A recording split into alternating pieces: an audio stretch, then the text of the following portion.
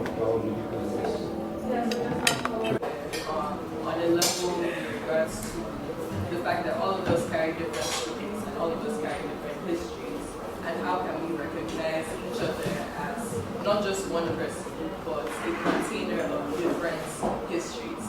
So it'll make sense as we get into this, but I just want to give you all a very, very warm welcome. I hope the food is good. There's more than enough. So first into some type of physical ailments, or like even now with this winter, so many people are very much fragile in their bodies and take care of our bodies in a way that we can be healthy and safe. Not that when you guys see me in this room, you might just be seeing me, but actually I'm also here with my best friend.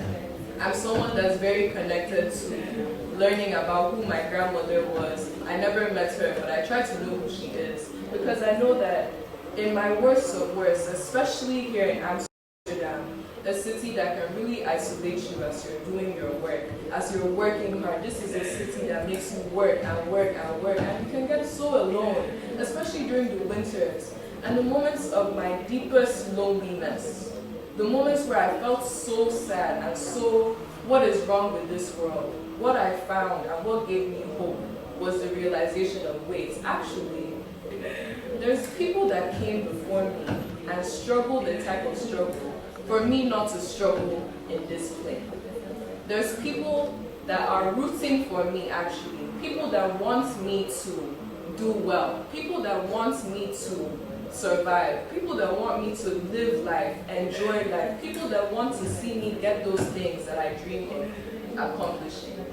And these are, it could be that one auntie that was always like, be careful. Those people that looked after you or cared to know what you were doing.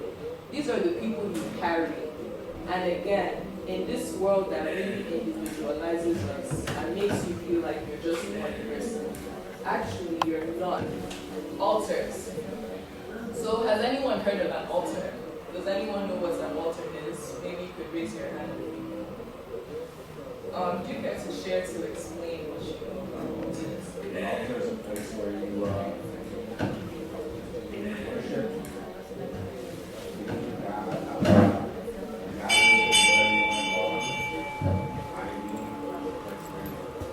Yes.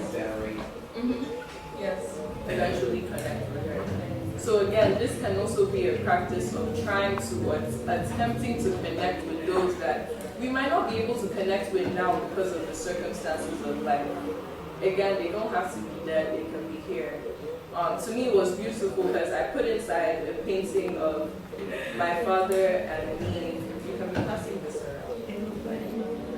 I put inside a painting of my father, me, and my sister. And to me, it's interesting because we have a good relationship.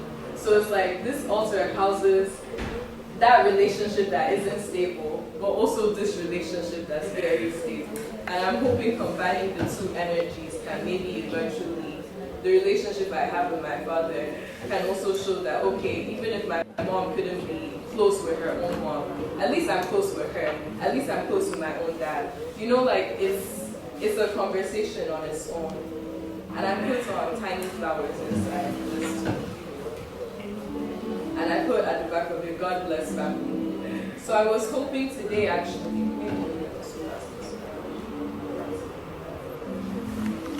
point of involving or introducing arts into social work is to say that social work is actually a practice that should be done by everyone.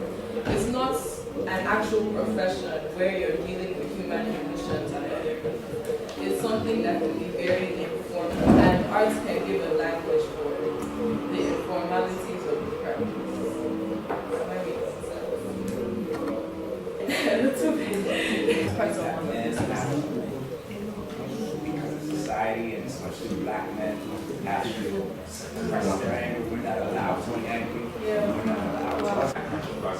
So acknowledging our anger is something that is